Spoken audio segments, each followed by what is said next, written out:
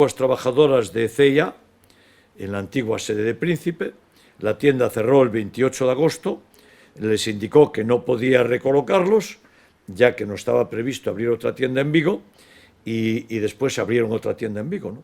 Yo quiero transmitir mi apoyo a estas trabajadoras. Hicieron un trabajo estupendo durante muchos años en la ciudad, en el CIA, en la calle Príncipe, y desde luego quiero darles mi apoyo público. Creo que la empresa tiene que atender a estas trabajadoras y, por tanto, sin interferir en la negociación, pero dando mi opinión y, desde luego, mi voluntad y mi vocación de darles el apoyo, porque fueron y son magníficas trabajadoras que no fueron tratadas con lealtad desde la empresa.